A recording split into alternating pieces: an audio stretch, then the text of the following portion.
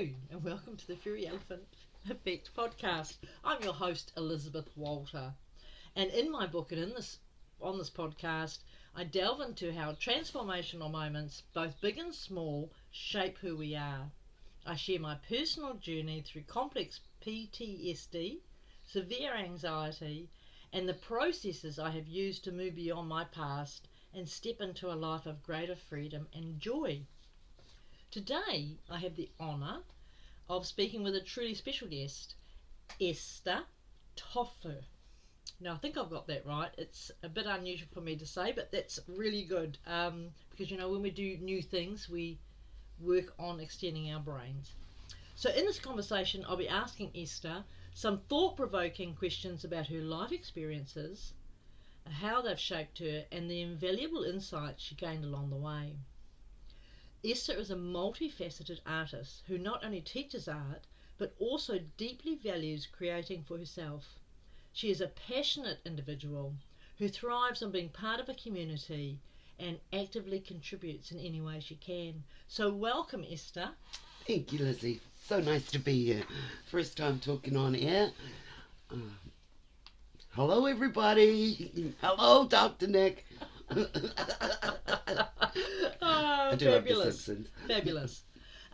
So Esther, you know about the Fairy Elephant Effect book that I've written, and maybe there's a story in there you'd like to share about how this concept has influenced your life and helped you move in certain areas, or just something that the listeners, I know some of your stories, and many of them will resonate with other people and add value to their lives, and also understanding how we start somewhere and how we end up in different places.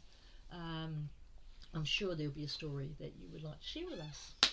Well, I think my greatest story is who I am now and from where I came from and how I chose to be who I am.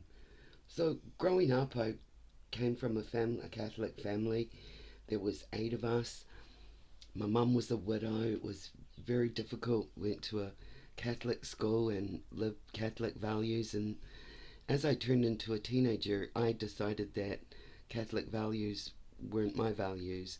And so for a long time I left the faith and I left my God, and I came from Gisborne and I moved to Wellington, and I met a whole new bunch of people and saw a whole new way of life.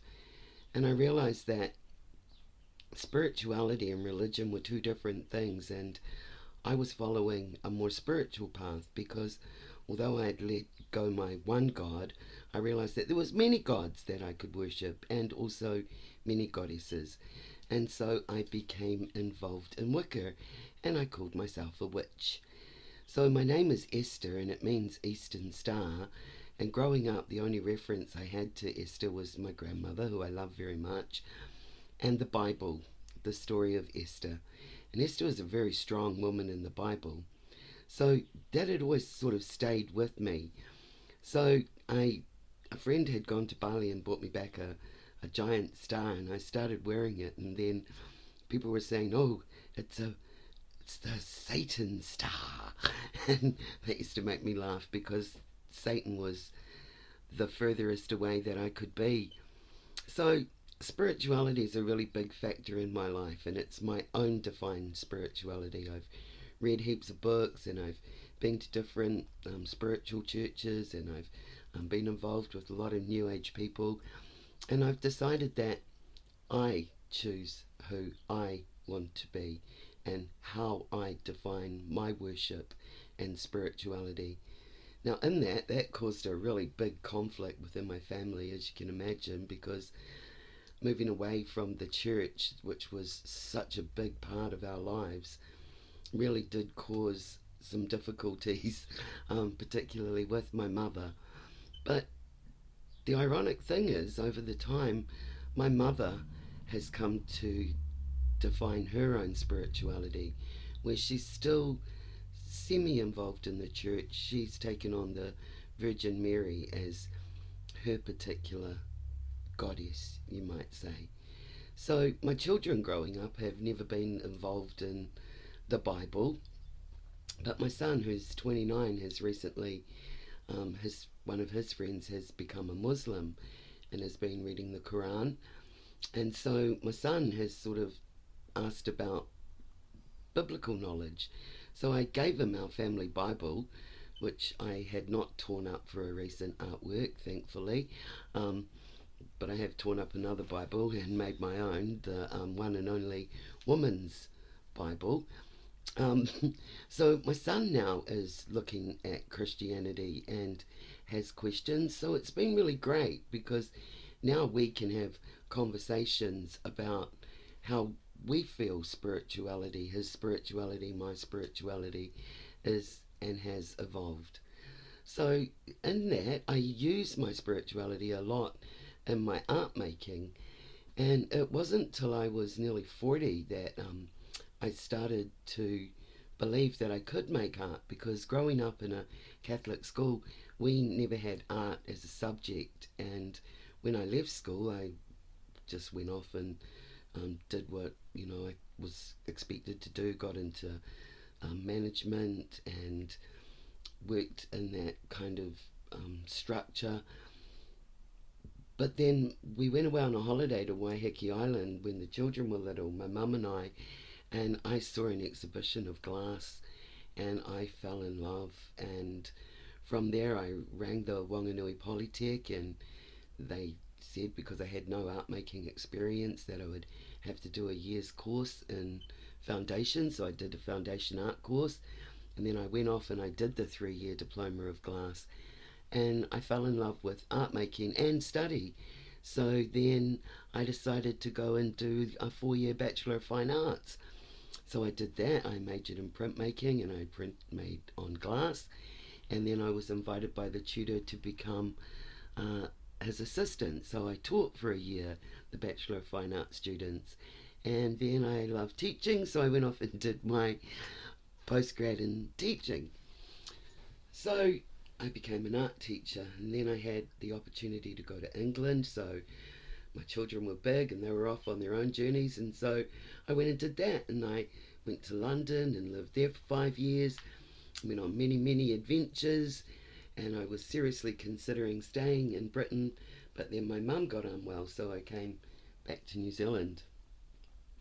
So that was nearly 7 years ago now, and my mum, thankfully, her health isn't well, but she manages and I live with her. And so in this last 7 years, wonderfully, I've become a grandmother, but I've also, instead of full-time teaching, which I can't do, I've kind of created my own way of being. I exhibit with an art group, so I have regular art assignments. So I exhibit 4 times a year. I teach community education. I get Creative Communities grant, and I work with children doing recycled art projects or making things out of old books, and I keep my creative process going. But from this, I've also integrated myself into the community. So now I've got my art, my spirituality, my family, and my community.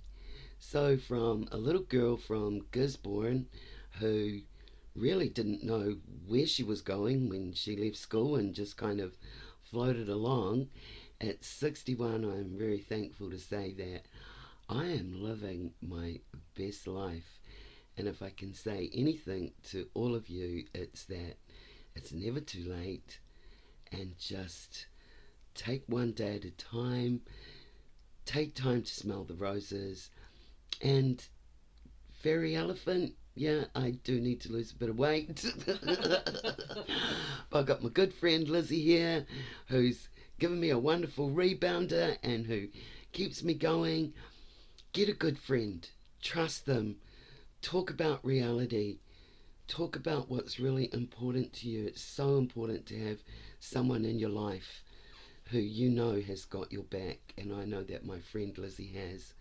And I really highly recommend that you read Lizzie's book, because Lizzie has a story. We all have a story, but you don't have to live in that story all the time. You can make every chapter your own. So I hope you enjoyed my little ramble. Lots of love. Well, Esther, I thought that was really interesting, and because I know your artwork, and you know, from my perspective, when I see you interacting with people in the community, we've done some projects together over the years.